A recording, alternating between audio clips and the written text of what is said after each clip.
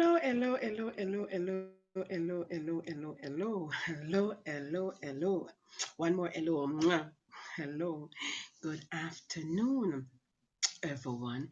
It is Tuesday, June 2nd, 2020, and you're watching Omega Live with JJ, Woman Without Borders. How are you this beautiful, beautiful Tuesday afternoon? I hope you're doing fine, okay? I hope you're doing well despite all the challenges that you might be going through, because we all are going through challenges, right? If we do not go through challenges, we do not grow. You recognize that, right?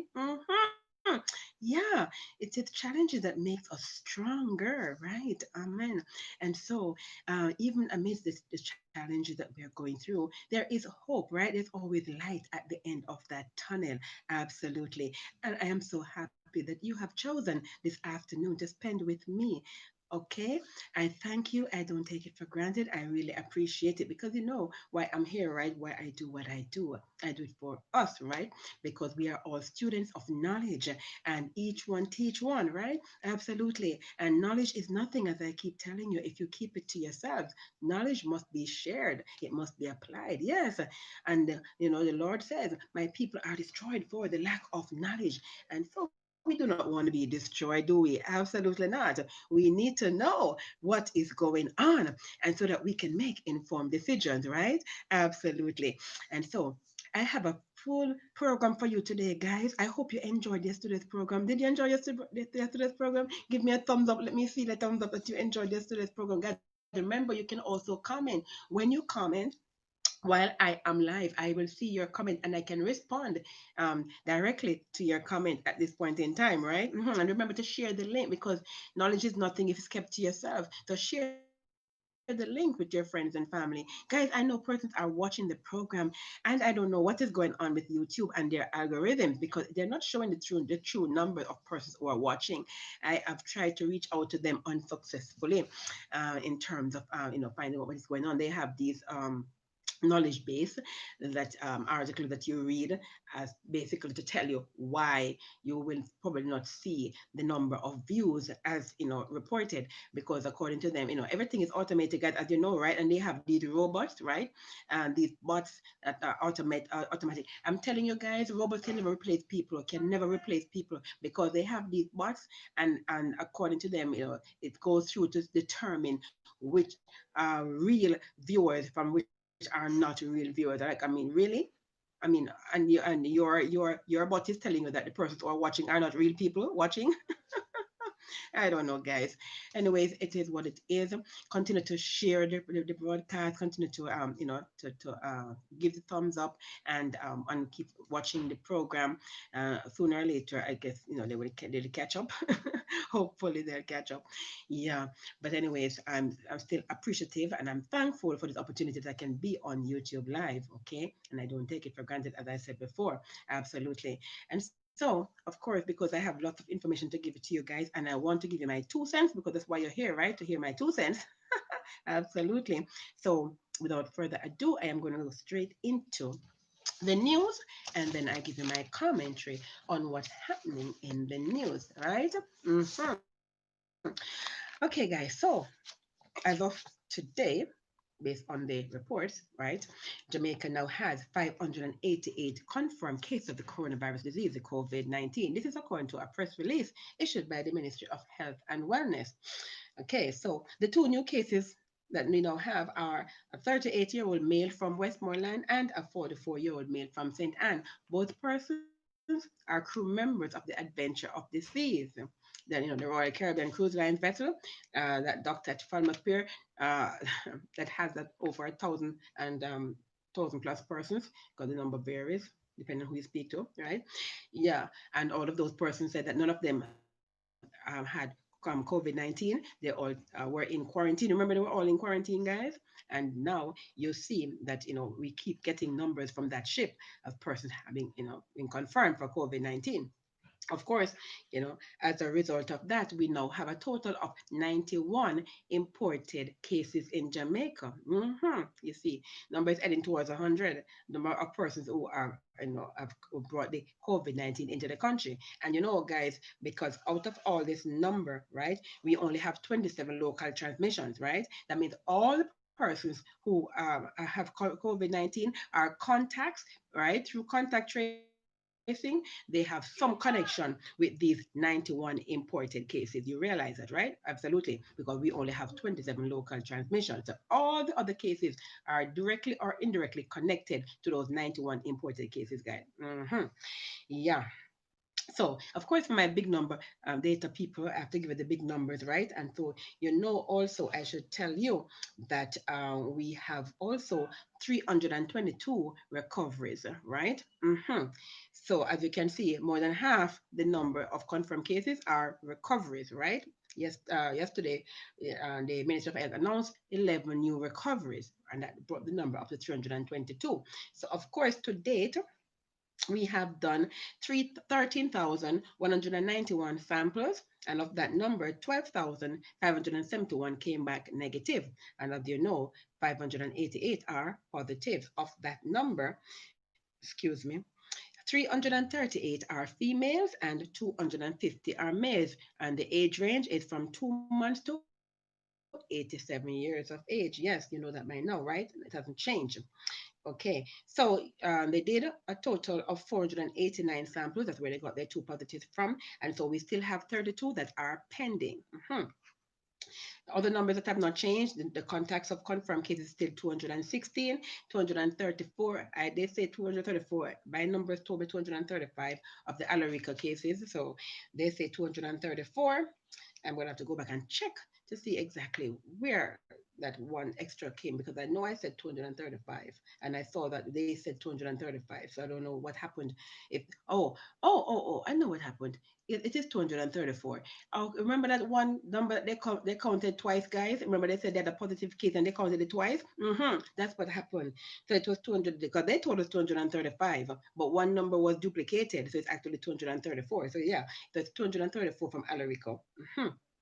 And 20 that are under investigation. So we have a recovery from the hospital. So now we are at 18 who are in the hospital. The one person who was moderately ill has recovered. And then, but we still have two persons who are critically ill. The two persons are still in the hospital who are critically ill. And then we have 564 persons who are in government quarantine and 304 who are in isolation, including those who are in home isolation. Yes. Of course, it is this number, guys, as you would realize, it still does not reflect the persons who are in self quarantine at home, those who are being geofenced. You realize that, right? We still have not gotten those figures, right? And we want to know what happened to those people. We do not want those people to fall through the cracks. We do not want them to fall through the cracks. We want to know those people who are being tracked or the self quarantine. We want to know those numbers. Don't you want to know those numbers? Absolutely. Yeah, give me the thumbs up, man. Let me see the thumbs up, if you want to know those numbers. Keep the thumbs up coming. Yes, guys. So we're watching the numbers. They don't understand that we like numbers, yeah. And they throw numbers at us, but we're watching these numbers. And as I get information, guys, you get information. What I know, you know. Absolutely. Yeah. hmm so, continuing with the news, so the Ministry of Health and Wellness, through its Everyone Counts campaign, commenced the distribution of masks to members of the public as part of its COVID-19 control efforts. Through the initiative, which commenced at the Halfway Tree Transport Center in Kingston, more than 2,000 KN95 masks are to be distributed in major transport hubs and town squares island wide by the ministry's regional health authorities to promote the use of masks in public spaces. The health minister, the Honorable Dr. Christopher Tufton, along with members of the senior leadership in Halfway Tree Square. Dr. Tufton, who addressed members of the media, emphasized the importance of wearing masks and observing the established safety protocols as the country seeks to return to some semblance of normality. He said that control of the virus is only possible if every Jamaican takes personal responsibility by practicing proper safety measures. And I'm quoting him now. He said, we anticipate that more persons will be coming out to work, and as a consequence, more persons will be taking public transportation, and more persons will be moving around. The health minister there will be more congregating of persons, and the possibility of the virus spreading is going to increase. And what we want to do is to drive home the message to the public. Please remember that part of the approach to reducing the risk of COVID-19 is to wear a mask in public spaces. What we're doing today is moving around halfway tree square to see those persons who are not wearing masks and providing them with a mask. We are basically promoting the message that wearing masks in public spaces, practicing social distancing, and hand sanitizing represent the new normal in the fight against COVID 19, he said.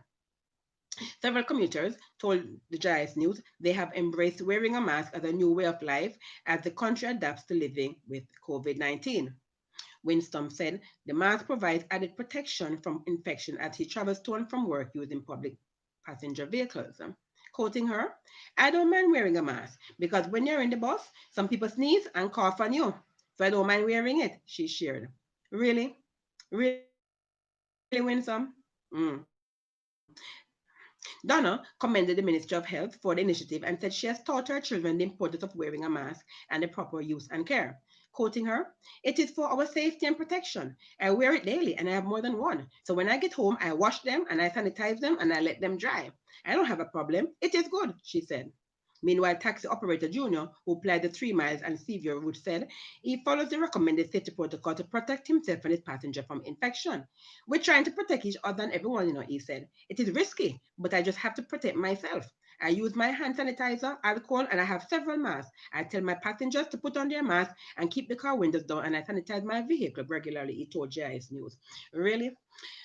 I am I'm going to stop there. The article continues, but I have other information to give to you. So you can always go online and read these things.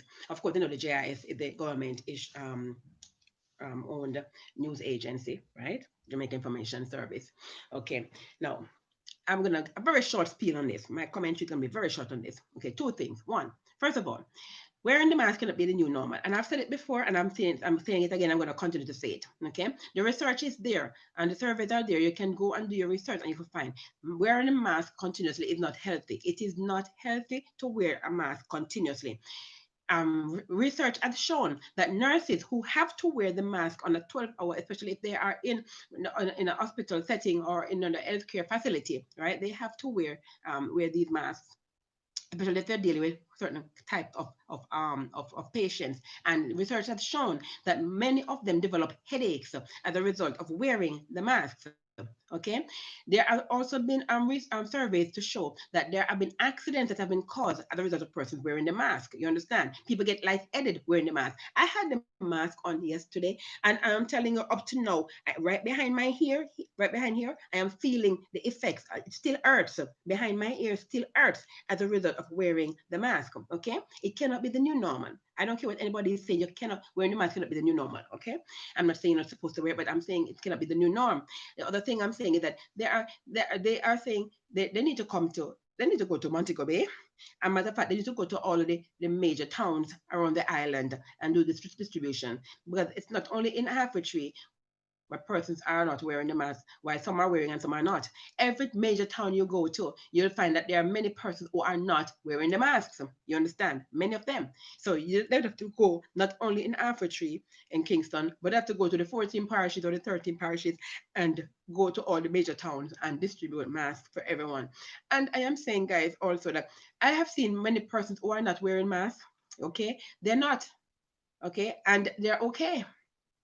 So I'm not saying you're not supposed to wear it when you're going out in public, but I am saying because you're being obedient to the law. That's what you're doing. Okay, the DRMA, the Disaster Risk Management Act, says you must wear your mask. Okay, but I'm saying, the narrative that they're feeding us, I'm saying there's something wrong with that narrative because many persons are not wearing the mask and nothing is wrong with them and they're quite fine. Yeah. Mm-hmm. And this idea about, oh, people are sneezing on you, nobody sneezes on people just like that. People don't sneeze on people. I very rarely see people sneezing and coughing in public. And if they do sneeze and cough, the reality is very few of them actually do it on you. That's just the truth. And I've seen it. I'm traveling and very rarely I see anybody coughing or sneezing. Most persons, when they're sick, they stay home. Yes, they're occasional, and there sometimes there are persons who sneeze and cough just involuntarily because the body mechanism. You understand? It's a defense mechanism. So maybe you inhale some foreign body at that point in time, and your body tries to expel it. You understand? Doesn't mean that you have coronavirus of any type or with a common cold or otherwise. You understand? Right? So you all know my views on this. I'm not going to spend any more time on it. But it is crazy as far as I'm concerned. It is totally ridiculous to expect that it's going to be a new norm for us to continue to wear our mask continuously, perpetually. Yeah, that's definitely not going to happen. Not going to happen. Okay. Anyways, I want to get to a story, guys, that I want to share with you. Because this program, right, and one of our mandate as human beings is to help each other, right? God wants us to help each other. We're supposed to be sympathetic to each other and to look out for each other. We're to be our brother's keepers, right? And we're supposed to love each other, each other although you would love yourself, right? So let me give you the story, guys, that I was reading in the Gleaner this morning. So it said, life is tough for 58-year-old Effortville, Clarendon resident Louise Campbell. Survival for her is a daily struggle as she vents intermittently to put food on the table for herself and her 30-year-old daughter, who is battling sickle cell. The daughter, guys, is battling sickle cell. Campbell is also struggling to take care of her grandchildren as her only son, who was like her rock, was murdered.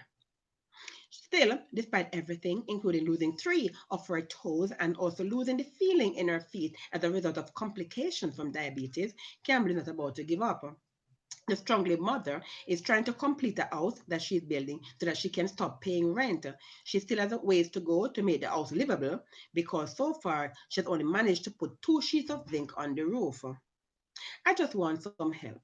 I'm not looking for handouts. It would be great to have the house finished, plus get a little set up in a business so that I don't have to walk out the road to sell. Because remember, she has, her feet, she's numbness.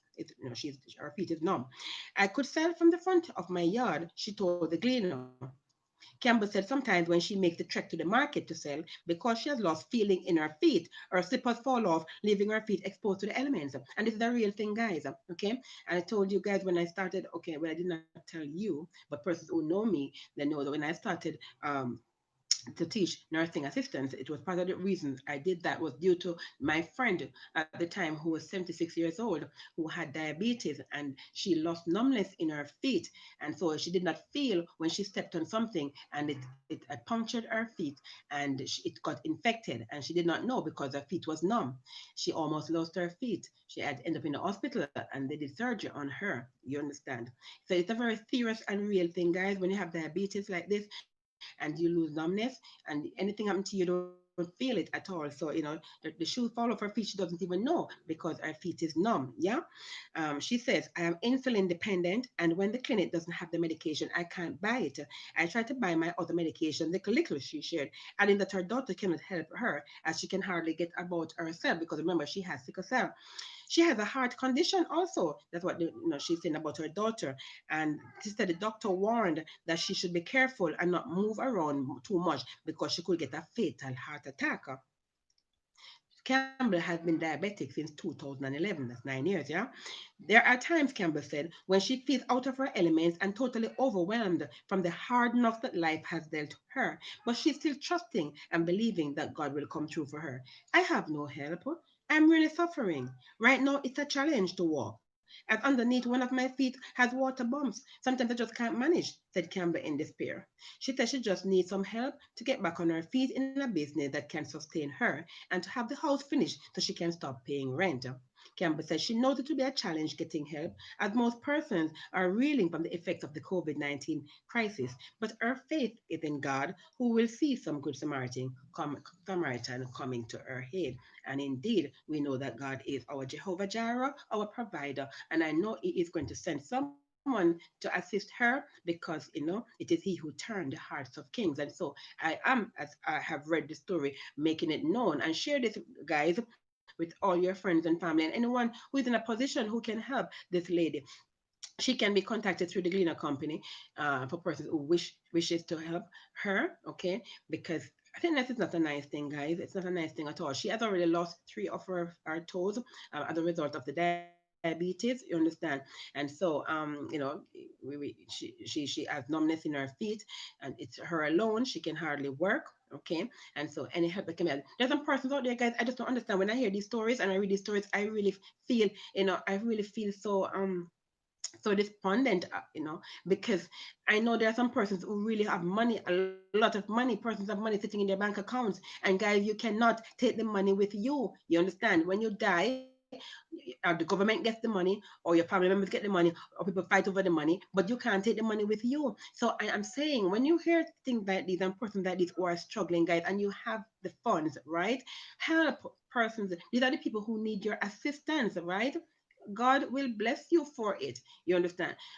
Sometimes I'm telling you, it's some people with money and they are going through some things, guys. I mean, seriously speaking, the reason they are going through it because they're not doing what they're supposed to do. You understand? And sometimes the Lord is showing them that with all that money that they have, you see, you can't acquire what you want. It can't give you health, etc. You understand? And you go through what you go because you have the money sitting on and not doing what you're supposed to do with it, which is to help others. The money is for you to help people with it, not to sit in a bank account, guys.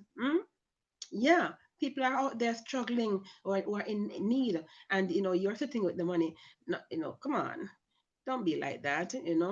Be a good citizen. Yeah, yeah, be a humanitarian. Absolutely, and don't do it because you want to get your name in the paper, or you want to to be given some kind of reward, or some accolade or something. Just do it because you should, because it's the right thing to do.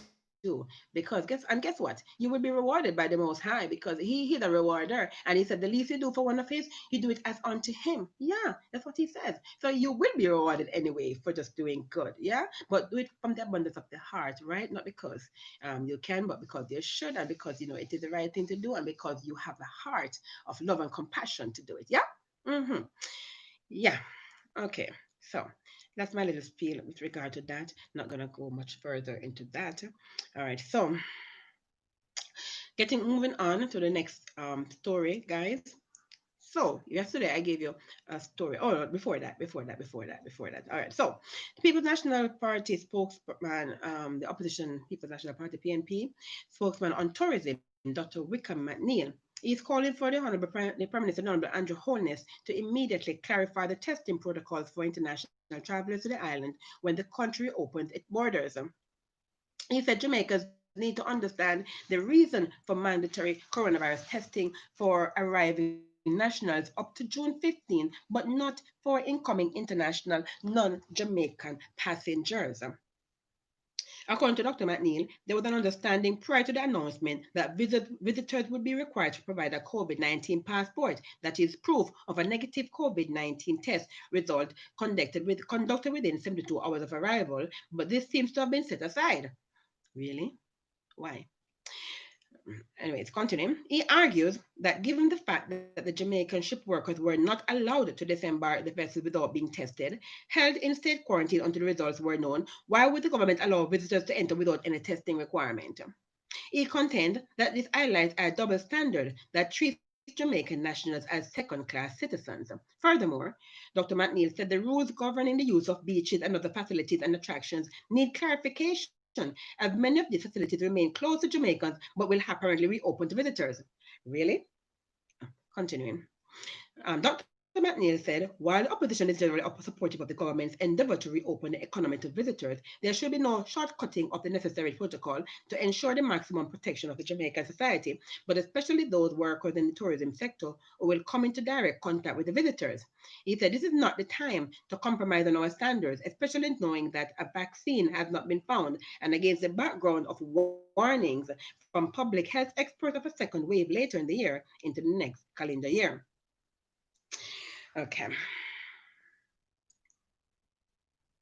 The story continues, but I will stop there for now. Okay. My 2 cents on this, guys. And I yesterday I gave it a story yesterday. I wanted to say more, but because I had so much information to give to you, I could not give you my 2 cents on it really. But when I actually listened to the press briefing by the Prime Minister and heard, what he said in terms of, okay, so Jamaicans can start coming in since yesterday, and then tourists will start coming in on the 15th. That is bad enough. One, but secondly, that in terms of them actually um, doing testing, it was voluntary. Now, who is going to volunteer to do testing? Which means that most of them will not be tested, right? I I was like, really? I mean, am I in twilight zone here? So it goes to show it's one of the two things, one of the two things. It's either one, this whole COVID-19 pandemic is a hoax, as some persons have been saying, because I mean, you have put us through the ringer, right? And you have caused undue hardships on many persons, right? As a result of this COVID-19 so-called pandemic, according to you. And a matter of fact, if you keep on hearing the Prime Minister, if you listen to him carefully, it doesn't say pandemic, it's always saying epidemic. You notice it? It's always saying this COVID-19 epidemic. It doesn't say pandemic, it says epidemic. All right. Now, so is it that there is no real COVID-19? Okay. And so it's okay for visitors to come in. I mean, I have to say, I mean, see, it might sound stupid to you, but think about it. I mean, really, right? I mean, how is it though? You're going to say it's okay for tourists to come in. It's okay for them to come in, right? Without being tested. They can volunteer to test if they choose to test. Yeah. But you're going to have, according to you, um, machines that can do mass readings of body temperatures at the airports or the port of entry. Yeah. Mm-hmm. But you're not going to have any real testing, even though you understand that you see the record of the a lot of persons overseas who have been tested for COVID-19 and what's been happening in other countries in terms of the deaths and the number of cases. Yeah, that's one. Or it's a situation we're in. Okay, and that's another theory. You are in collusion, right, with other heads of government in terms of it being okay for persons to come in into the country and infect your people, right, with the COVID-19 because you have an hidden agenda that you and them know about, but the population at large don't know about. Hmm? Because I really don't think it could be just pure and simple pride on your part why you would not listen to your task force that you have put together, which guys I should actually give a recap of that. Do you remember guys that it was the Prime Minister himself who had put together the economic task force, right? You remember? Okay. Let me jog your memory a little bit. So this was about a month and a half ago, right? Or 2 months ago. Economic headache as recovery task force teams meet several committees of the government economic recovery task force for the first time as pressure grows on the oldest administration to reboot an economy stalled by a meltdown in commerce linked to COVID-19 restrictions.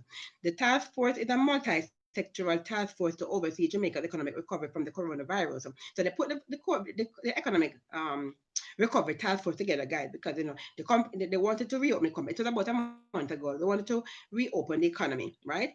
And but they wanted to know exactly where we stand. What are the ramifications of an early reopening? Okay, and can we withstand? And what are the pros and cons, etc., etc. So a tough task lies ahead for the committee as figures published by two international agencies predicted the Jamaican economy will contract up to 5.6%, according to forecast by the IMF, the International Monetary Fund, right? And with every reliance on tourism as a foreign exchange earner, the uncertainty for the country is even more pronounced as many markets, including the United States and Canada, are still struggling to bring the COVID-19 outbreak under control. Tourism players are bullish about ending restrictions in a month or so. They didn't understand exactly. That's what it was about a month ago. Okay, so the task force was put together, and this is where I'm gonna get to you. So the task force was put together, and they were the Honorable Edmund Bartlett, Adam Stewart, John Biles,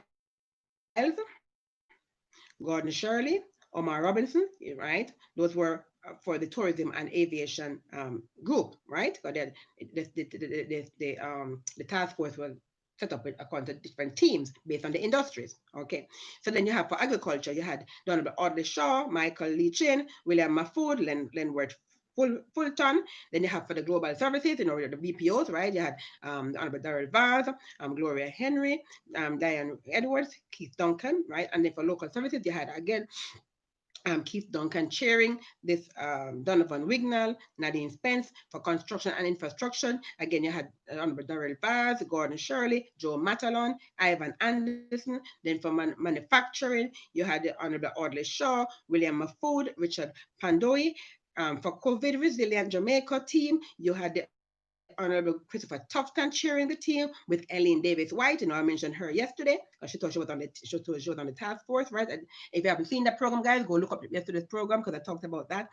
Christopher Daco, Joe Matalon, Lloyd Distant, Nadine Spence. For the new economy team, there was Favour Williams, Honorable Favour Williams chairing the team, Michael Lee Chin, Keith Duncan again, Lloyd Distant, Diane Edwards.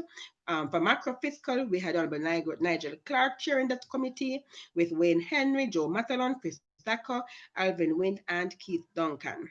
Notice how many times these names have been repeated, guys, on these teams. I'm wondering, I mean, seriously, of all the persons in this country, they could not find other persons to put on the team besides those numbers that we have, the names that I just called, right? I'm not saying those persons weren't important and should not be on the team, but you notice one person's on three different teams, right? One person. You couldn't find other persons to be on the team.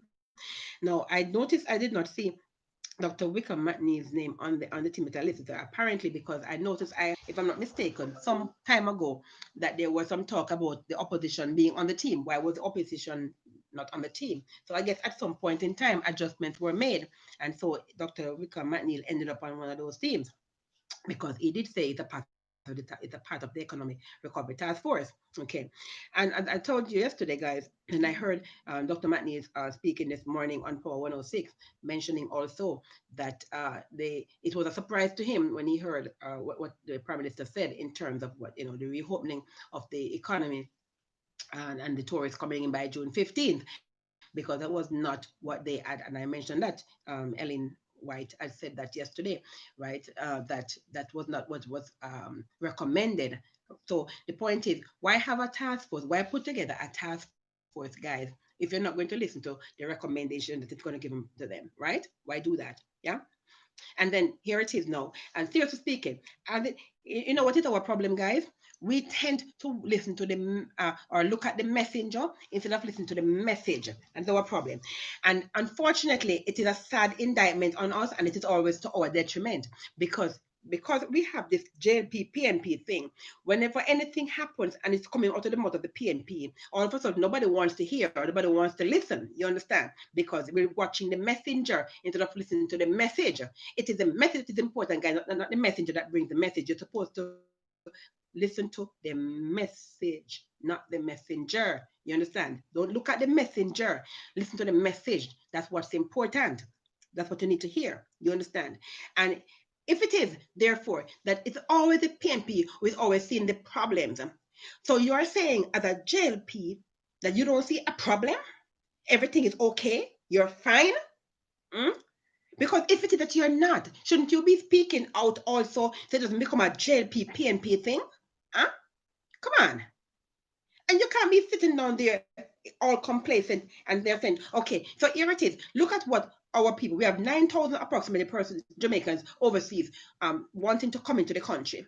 And they have to go through much, they have to go through so much. You see how long it took, right, for those members of crew members on the cruise ships to return to Jamaica because they had to put certain protocols in place according to them, because according to them, they had to do it because they didn't want to bring in COVID-19 to the country. So you went through all of that. You put people through all of that. And then here it is now. You're going to open the economy June 15th, which is less than 2 weeks from now. And you are not going to do all of what you did for your fellow Jamaicans. So, of course, it appears as though there is a double standard here. And of course, it appears as if you're Jamaicans are second-class citizens in their own country. So it's okay to bring in foreigners to come and enjoy Jamaica without having to go through. You understand? And then I hear talks about, one of the things that was said is that the airlines they gave Jamaica an ultimatum in terms of, because if they did not visit the table at this point in time, the next time would have been in October. So what if it was in October? Right? The airlines, you're acting as though you are so dependent upon the airlines. The airlines are dependent upon you. Many of these airlines are shutting down, and so many of them are facing losses. Without passengers, they won't fly. So why are you allowing yourself to be intimidated by them so that they can tell you and dictate to you what you are supposed to do? And the same thing with the hotels. See, because guess what? Many of these tourists who are coming in, because you claim that the tourists are coming in, and it's not a whole lot. But it's those who are coming in, you know why they're coming? Because they don't want to lose their money. Because many of them had booked their hotel reservation from how long ago, and you have a no refund policy on them, that they can't get a refund, and so they have to come and make sure that they come and enjoy themselves. You understand? Because they're not going to let their money go down the drain. You understand? But there's no way you're because I was listening to Robin Russell also.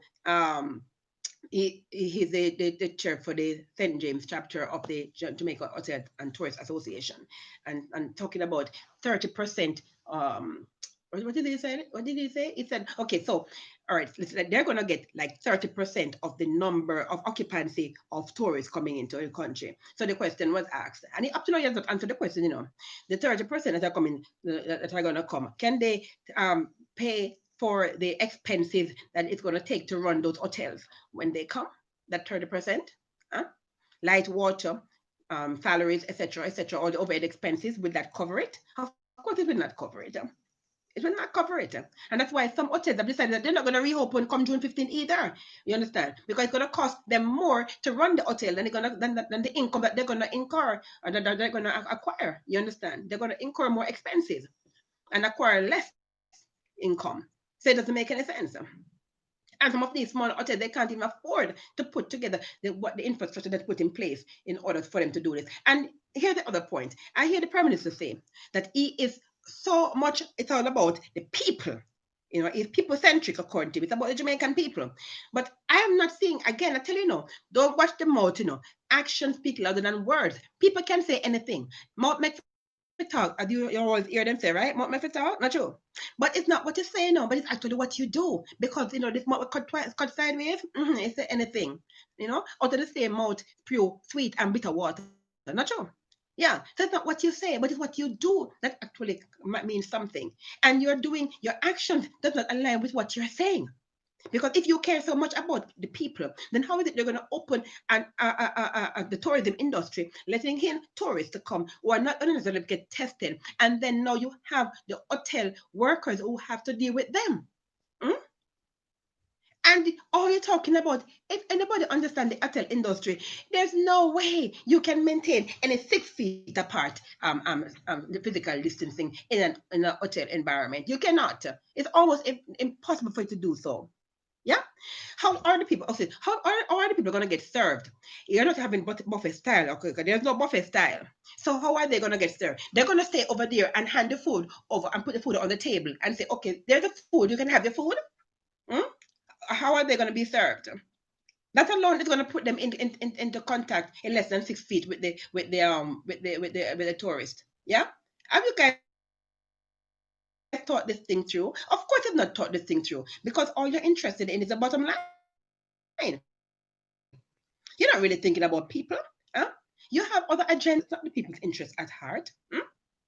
So, I mean, all this talk about, yes, we love our people and we're trying to do everything, it's all about the people. But at the same time, you have now gone and undo everything that you've already done. So all that you did before, it's either it was necessary in the first instance, or you're going to undo all the quote unquote good that you have done in the past. It's one of the two. You can't have it both ways. It's one or the other. Either it was not necessary, or this undue hardship was uncalled for, or if it was necessary and it was good, you're now going to undo all that good that you did. You choose. Okay. Guys, interesting times we're living in. Okay, and so we will continue to watch. And you know me, I will tell you as it is, as I get the information, I will pass it on to you. Yeah, right? Because that's what I'm here to do. Hmm. Meanwhile, still on the PNP, it now appears that the PNP could avoid a major fallout over the who should lead the opposition's team in Parliament, but the rift between the supporters of the president, Dr. Peter Phillips, and the failed challenger from a year ago, Peter Bunting, seems far from over. Following increasingly loud whispers over the weekend that 15 PNP members of Parliament MPs were poised to ask the Governor General to remove Phillips as opposition leader. And remember, I gave that story to you yesterday, right? If you didn't watch it, go back into my library, guys, go watch that story. Word came yesterday that two senior MPs have started to distance themselves from that group. Reports reaching the Jamaica Observer, it's the Jamaica Observer story, right? Are that the two MPs were believed to be key to any successful attempt to overthrow Phillips have since indicated that although they sent a letter demanding that he meet with the parliamentary group, they are not a part of any move to replace him. According to PNP sources, the two have argued that they signed the letter in support of their colleagues who are dismayed that they have not met with Phillips since it was announced that he had undergone surgery to remove a cancerous tissue from his colon, but they are not part of a plot to oust the party leader. Late last week, the leak of a letter demanding a meeting with Phillips sparked claims that the 15 opposition MPs were preparing to indicate to Governor General Sir Patrick Allen that they had lost faith in Phillips. Meanwhile, let me, sorry, 1 second. Okay. Meanwhile, the executive committee of the PNP has deliberated and approved their final four candidates to complete the slate of all 63 candidates for the next general election. The four candidates approved are Raymond Price for St. Catherine East Central, Keith Brown for St. Ann Northeast, Donald Jackson for Manchester Northeast, and George Hamilton for St. James Northwest. At a meeting last night, the party General Secretary, General Robinson, said, I am pleased that we now formally have all 63 candidates in place for the elections. 80% of which have been in place for the last 18 to 24 months. We're focused on preparing ourselves for the upcoming elections. The executive also took the decision that party groups will have until June 30th, 2020 to submit their annual general meeting forms and other supporting documents. The party also postponed all divisional, constituency, and regional conferences due to the restrictions on public gatherings to reduce the spread of COVID-19. The next meeting of parliamentary group is set for next week, Monday, June 8th, 2020. So expect to hear more about this, guys. You know, I said to you all the time, a chain is only as strong as its weakest link. Yeah? You break the link, you break the chain. Yeah? Okay. So I am telling you, I'm just giving this one to you guys as I get it. This is a developing, ongoing story. And I am telling you, much more to come concerning this one, right? And you will have it as I get it, you will get it. Not much more to say on that. Moving on.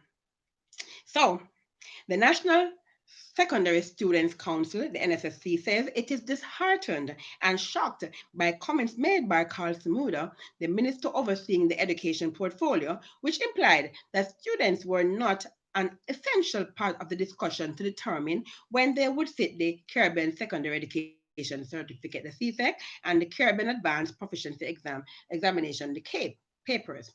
In an interview with the Jamaica Observer yesterday, the NSSC Public Relations Officer Rihanna Robinson said students across the island have not only been left dismayed by the announcement of a new start date for the exam, you know, I told you yesterday, right? The exam now is moved up to July 13, but now they are discouraged also by Mr. Samuda's comments. The exam date definitely came as a big shock to students across the island who are unsure of how the decision moved from not participating to July 27 to July 13. And didn't the minister explain how that decision came, guys? I mean, sometimes you listen to these people and you want to know if you are not in the same place that they are at the same time, listen to the same thing that they're listening to. because I'm sure the minister explained explicitly how they came to with the July 13th date up from July 27th. So how is it now you're going to say you're not sure, you know, you're unsure how the decision moved from the July 27th to July 13th? No? Really? Pay attention. We also share the same sentiment with regard to the comments made about consulting students, especially with the fact that we are coming out of Child Month. Don't bring Child Month into this. Every month is a Child Month. The importance of student and youth participation is outlined in many legislative frameworks, including the education regulation, which legally gives the Students' Council the right to partake in decision making that affects them, Robinson noted. On Sunday, Mr. Samuda said that education ministry technocrats could not arrive at a decision for when Jamaican students would sit exam by consulting the student body that represents them. We are driven by a principle that once placed in a position to lead, you must lead from the top. You don't lead from the bottom, you lead from the top. Yeah, I heard him.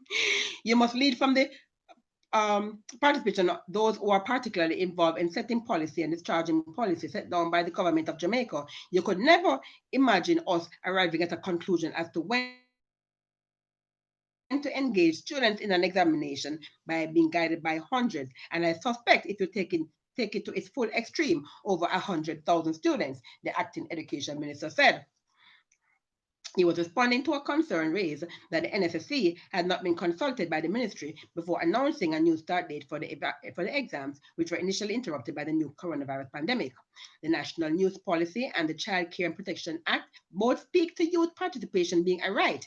We have the right to participate in decisions affecting us. As a council, we appreciate the partnership with the Ministry of Education, Youth and Information over the years, and we are therefore recommending that for the future, the inclusion of the youth voice at every level is strengthened and be made paramount, said Robinson. In a statement yesterday, the Jamaica Union of Tertiary Students, the JUTS, backed the Student Council body, calling on Samuda to retract the statement and apologize to the organization.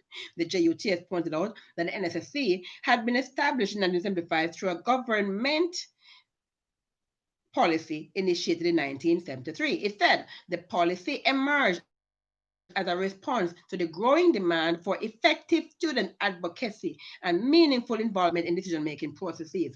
The NSSC represents over 162 secondary institutions with over 300,000 students. For that voice to be disregarded in any process affecting them, especially in a democratic nation, implies that policies which entrench student participation are just for show, the statement said.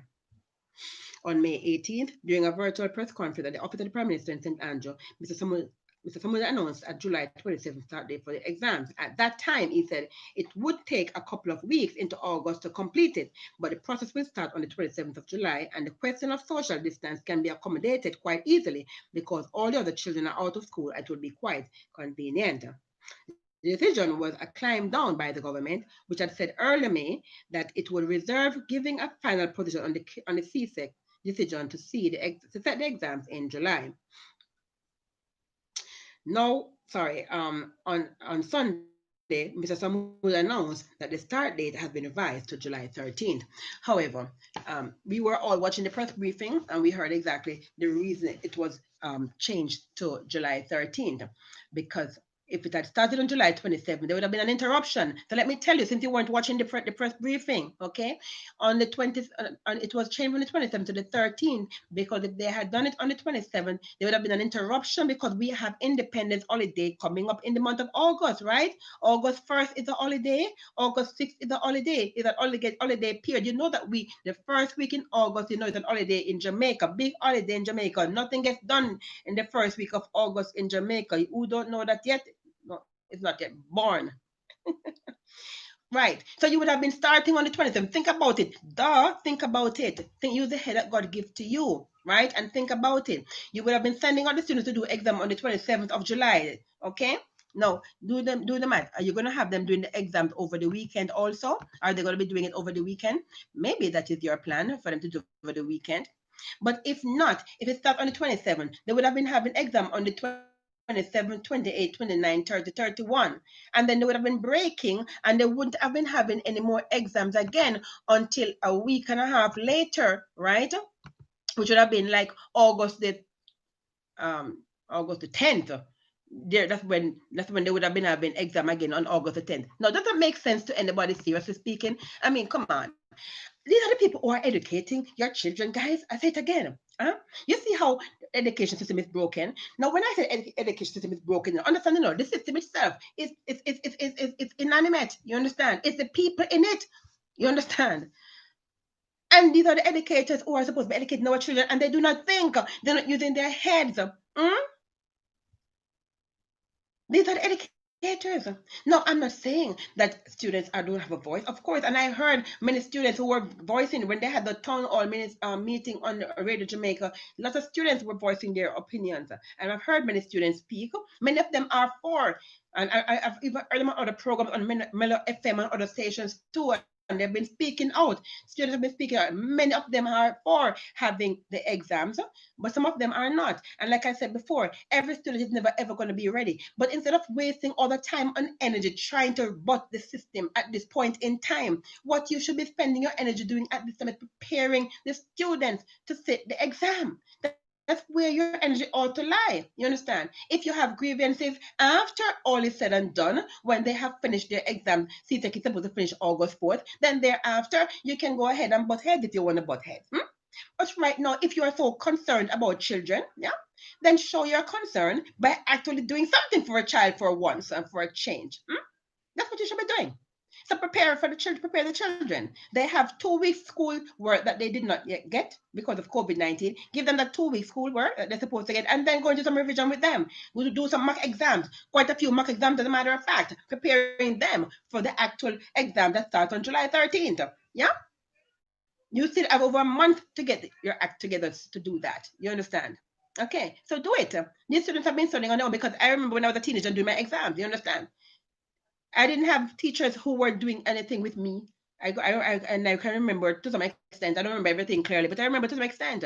I did not have any teachers who were revising with me. I was revising on my own, and some of my cohorts. We were revising together. You understand? Because once classes were done, it was done. Yes, you have some students who are enterprising, and some students who are they're just what we used to call nerds. Yeah. And anyway, life is funny. The irony of the situation is that they see the nerds in school who we used to make fun of, and some person would bully. They're the ones who today are running the countries, are running the organizations and making your life miserable. Yeah, that's life. It's a cycle. That's how it goes. What goes around comes around. Yeah, absolutely. So, I mean, I'm sick and tired now of hearing, these persons keep talking about it. Yes, okay, it is what it is. There are other fish to fry and there are other fires to out, but this is not one of them. You understand? At this point in time, what you need to be spending all that energy on is preparing your students for their exams. Then afterwards, you can have policies changed, revoked, and amended, etc., etc. But it's not a policy making time right now. No, it's a time for implementation. It's a time now for actually helping your students. You understand, to do well in the exam that is coming. It's not something going; it's something coming. Chop chop. Ah, guys, I'm telling you, I understand, guys. I understand. We're all at different levels, right? On this journey called life. But guess what? Personal growth and development. I tell you, we have to keep growing. You understand? We can't stay in one place all the time. Nobody knows everything and nobody's perfect. But that is why we keep working on ourselves. It's a constant work that we have to keep on doing. Yeah, absolutely. Okay, so moving on, guys, moving on, winding down. Because after I realized I didn't get to my international story. Okay, one more quick point before I give you my quick international story. You didn't know that to date, right, since this year started, that we have had 550 murders. Did you know that since the year started in Jamaica? 550 murders we have had in the country, guys. Over the past 72 hours, we have had 19 murders in the past 25. Now, how many persons did COVID-19 kill since March 10th? Since the 10th of March until now, the 2nd of June. How many persons have died from COVID-19? Nine, right? Nine. It's a pandemic, yeah? Killed 9 persons in Jamaica. Nevertheless, in the last 72 hours, we have had 19 murders in the last. That's all I'm going to say on that, guys. I leave you to figure out the rest. Yeah. Okay. So let me now get to um. Oh, before I give you my international news, also, how could I do that? Okay, so there have been overwhelming reactions of shock at the passing of former head of the Child Development Agency, Alison McLean. Mrs. McLean, also former permanent secretary in the Ministry of Education, so not education, sorry, entertainment, gender affairs, and sport. The Honorable Babs Green's ministry, right? Was a representative for the United Nations Women Multi-Country Office for the Caribbean. She died Sunday night after ailing for some time. Gender secretary Grange tweeted. On Twitter and Instagram, there were other reactions of grief and surprise at McLean's passing. Mrs. McLean was an advocate for child rights and gender equality and also spent some time in the classroom as a teacher at the Knox Community College in Manchester. And Omega Live. Yeah. And of course, in international news, guys, excuse me. So,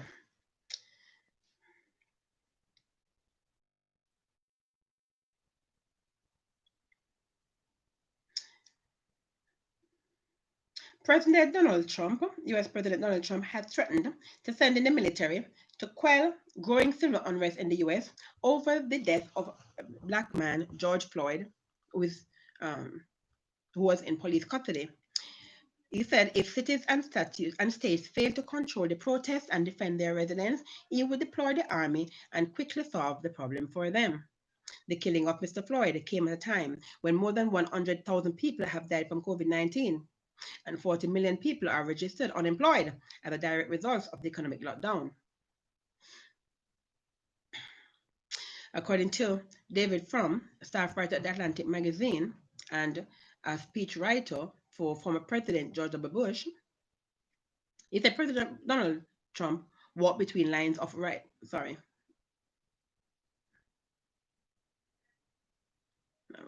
My bad.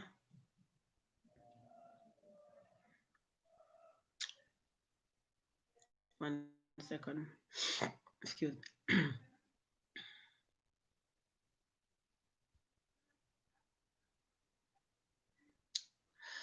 Oh, I need a new phone.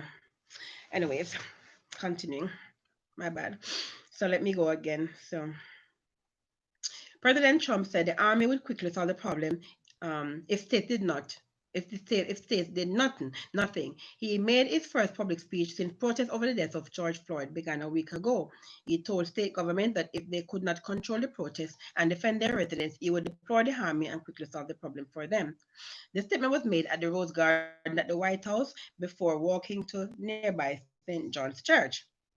Tear gas was used on protesters to clear the area for him to walk across Lafayette Square.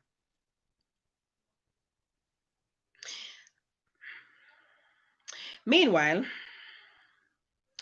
an independent autopsy on George Floyd conducted at the request of his family has concluded that its cause of death was homicide caused by asphyxia due to neck and back compression that led to a lack of blood flow to the brain. The report by Dr. Michael Baden and Dr. Alicia Wilson concluded Floyd likely died at the scene. Baden formerly worked as New York City's chief medical examiner and conducted the autopsy of Eric Garner, a black man who was put in a fatal chokehold by the police in 2014. Floyd, who was 46 years old at the time, died last week after a Minneapolis police officer knelt on his neck for nearly 9 minutes. Video of the arrest shows Floyd repeatedly telling the officer he could not breathe. The doctors found that the weight on Floyd's back from other officers, handcuffs, and his positioning all also contributed to his death by impairing the proper function of his diaphragm. What we found is consistent with what people saw, Dr. Biden said in an email release. There is no other health issue that could cause or contribute to the death. Police have this false impression that if you can talk, you can breathe, but that's not true. Yeah. This is a developing ongoing story, as you know, guys. It is getting from bad to worse, and as I get it, I will pass it on to you. Yeah, it's a very sad story. Very, very sad story. Yeah.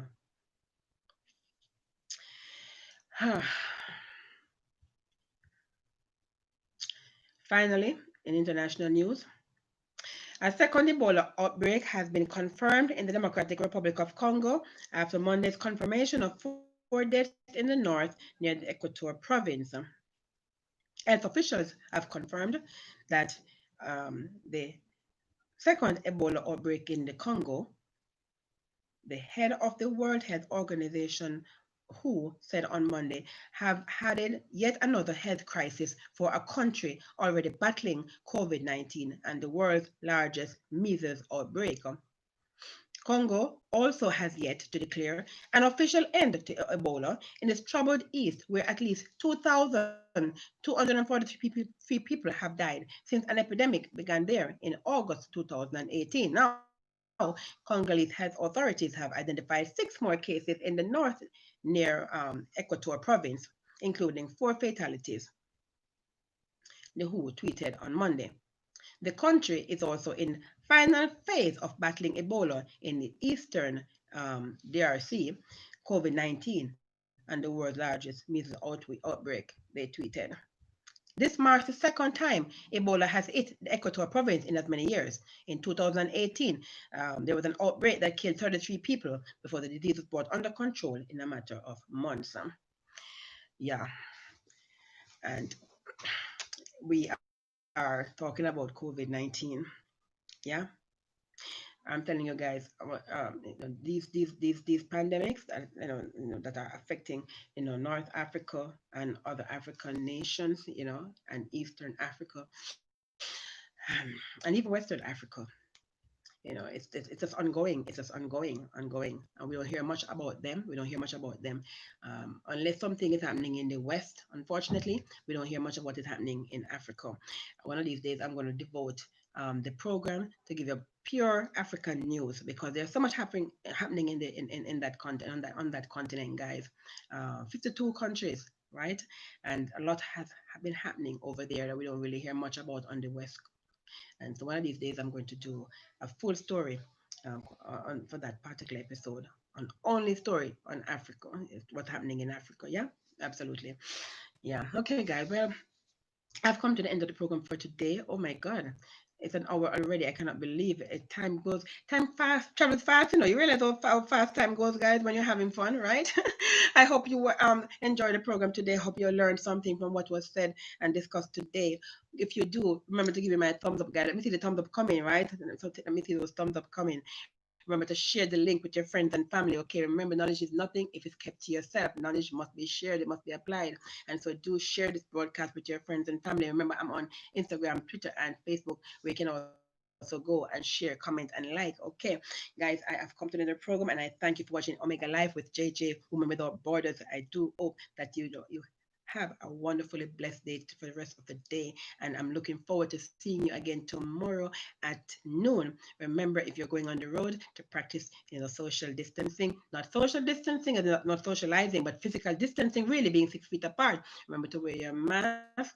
Remember to wear it wisely and not for more than 4 hours at a time. Okay, because you can develop other health issues by wearing that mask. Okay, so do it with wisdom. Use wisdom. Okay, in wearing the mask, and also to practice infection control measures by washing your hands frequently, and especially after if you sneeze or cough, right? And if you're deal with persons who have underlying illnesses or other health issues, and also to clean your surfaces properly. Okay, remember to love each other. Okay, yes, God is love, and God is where to love. And if you have God in your thought in you, then you must show love because God is love, right? And if God is in you, then you are going to love. To love, show love and compassion to your fellow men. Okay, remember those who are vulnerable, the elderly, the disabled, right? Hearing impaired, visual impaired, mental impaired. Remember also the widows and the orphans. Okay. And as always, as I say to you, stay blessed and be a blessing. Until next time, love you. Bye.